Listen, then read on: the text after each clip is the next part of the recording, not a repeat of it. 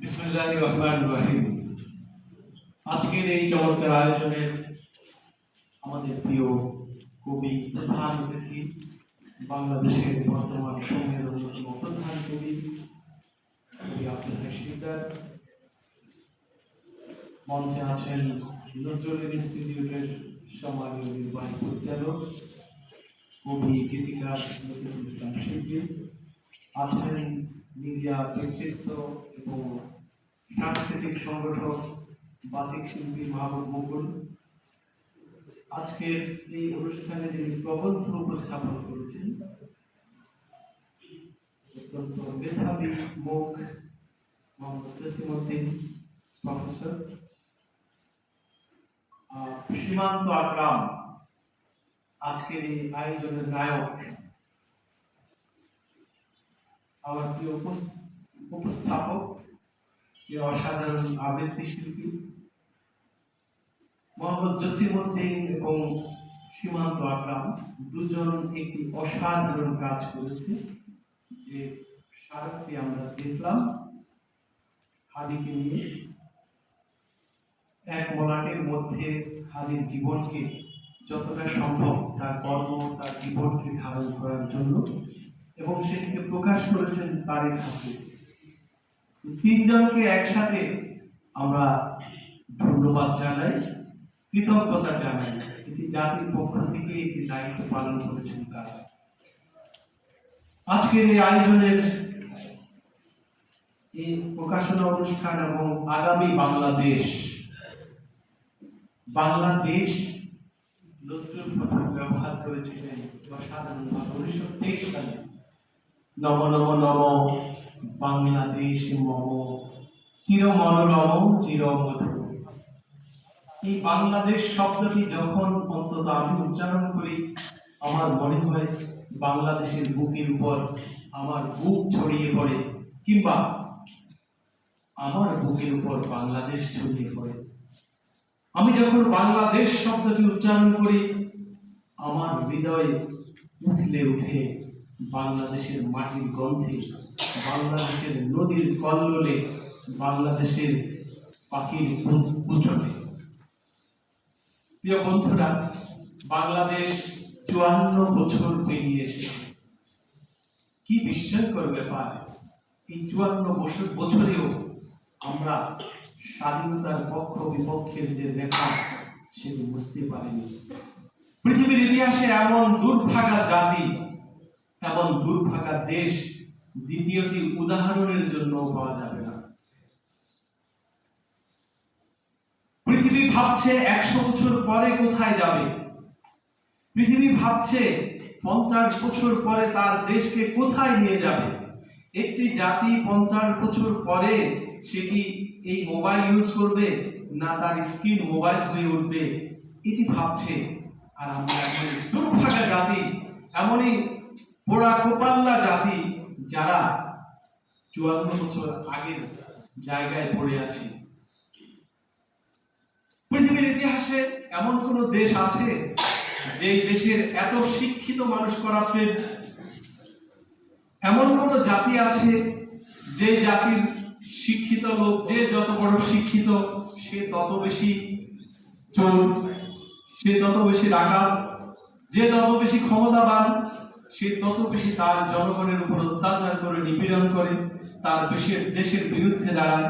পৃথিবীতে এত শিক্ষিত মানুষ কি কোনো দেশে আছে যে নিজের দেশের যে অন্য দেশকে প্রাধান্য দেয়?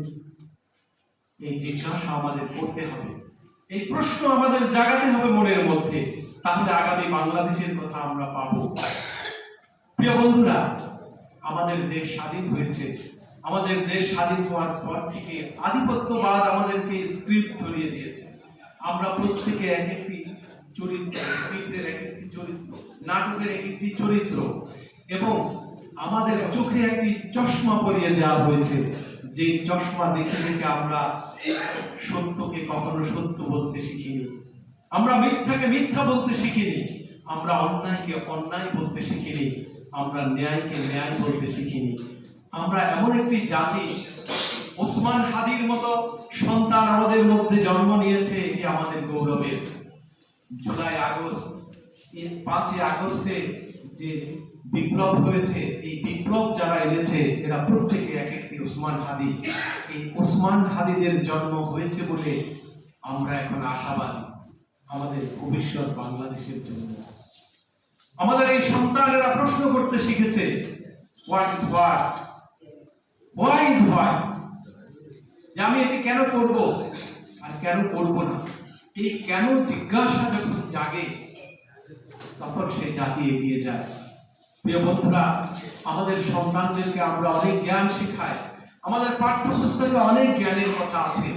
আমরা শিখিয়েছি একটি ছেলেকে যে মিথ্যা বলা ঠিক নয়, অন্যের সম্পদ চুরি করা ঠিক নয়, অবৈধভাবে তার ভাইয়ের হক নষ্ট করা ঠিক নয়, যেটি সত্য সেটিকে ধারণ করতে হয়, বড়কে শ্রদ্ধা করতে হয়, ছোটকে স্নেহ করতে হয়, শিক্ষকের মর্যাদা রক্ষা করতে হয়, দেশকে ভালোবাসতে হয়, দেশের যে বড় কোনো ভালোবাসা আর কোনো দেশের জন্য রাখতে হয় না।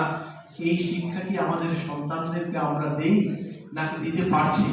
যদি না দেই তাহলে আমাদের দিতে হবে, আর দিলে আমরা আগামীতে একটি নতুন বাংলাদেশ পাবো। ওসমান হাদিকে টার্গেট কেন করা হয়েছে?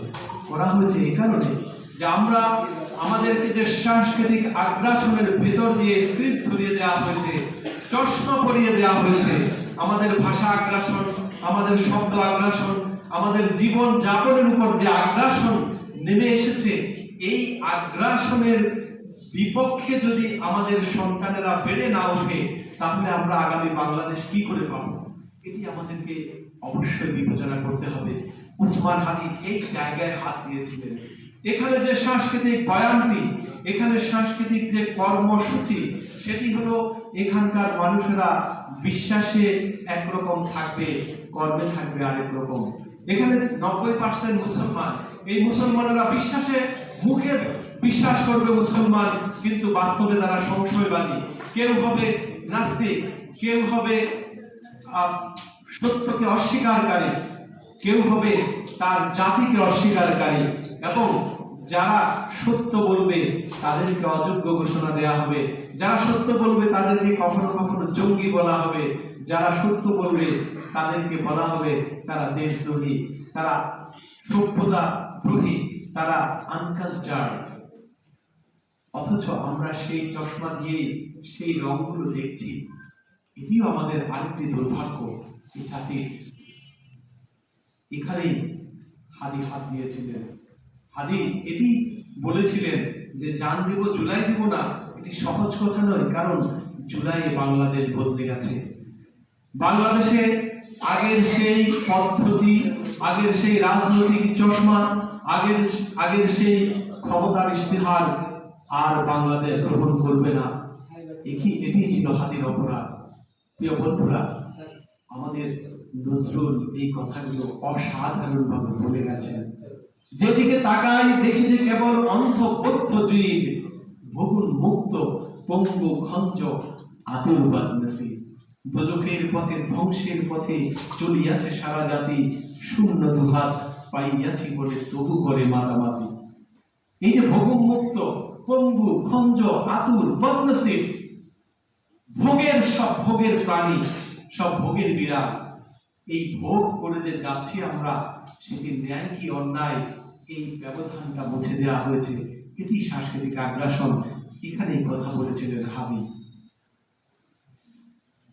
সত্যকে আজ হত্যা করে অত্যাচারের খাড়ায়, নেই কি রে কেউ সত্য সাধক, বুক ফুলে আজ দাঁড়ায়। এই বুক ফুলে দাঁড়িয়েছিলেন হাদি।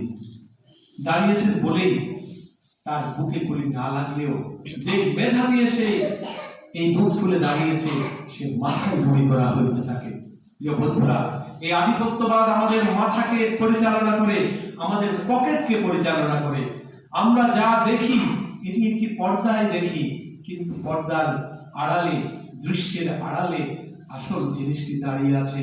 সেই আসল জিনিসটি হলো এই জাতিকে কোনোভাবে এই জাতির ঐতিহ্যের উপরে দাঁড়াতে দেওয়া হবে না, এই জাতির মূল্যবোধের উপরে দাঁড়াতে দেওয়া হবে না, এই জাতির বিশ্বাসের উপরে দাঁড়াতে দেওয়া হবে না।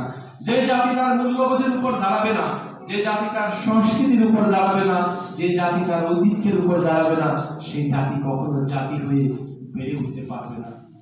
এটি নজরুল শেষ পর্যন্ত বলেছেন। প্রিয় বন্ধুরা, যখন তিনি বলেছেন যে এই জাতিটাকে টেনে কামড়ে হিচড়ে বেড়ানোর আমার কোনো ইচ্ছা ছিল না, আমি শুধু এই জাতিকে তার জায়গায় দাঁড় করিয়ে দিতে চেয়েছিলাম। প্রিয় বন্ধুরা, আমাদের এই বিশ্বাসকে দৃঢ় করতে হবে, আমাদের এই দৃষ্টিকে সৌন্দর্য দান করতে হবে, আমরা তাহলে ভবিষ্যৎ বাংলাদেশ পাবো। আসুন আমরা সেই বাংলাদেশের স্বপ্ন দেখি, যে বাংলাদেশ নতুন করে কথা বলবে, যে বাংলাদেশ প্রত্যেকটি নাগরিকের অধিকার সংরক্ষণ করবে, যে বাংলাদেশ নারী পুরুষের ব্যবধান রক্ষা করবে না, এমন বাংলাদেশ নয়। যে বাংলাদেশ নারী পুরুষের অধিকার রক্ষা করবে, এমন বাংলাদেশ আমরা চাই। আমরা সেই বাংলাদেশের প্রত্যাশায় দিন গুনছে, বাংলাদেশ বদলে গেছে ভেতর থেকে। আমরা সেই নতুন বাংলাদেশের জন্য বলতে চাই, পাল তুলে দাও, ঝান্ডা উড়াও, জিন্দাবাদ। পাল তুলে দাও, পাল তুলে দাও, বলো না মানা। চূড়ান্তচারী স্বপ্নই বলে দিয়েছে হানা। নতুন ভোরের প্রথম সূর্য চির আজাদ। পাল তুলে দাও, ঝান্ডা উড়াও।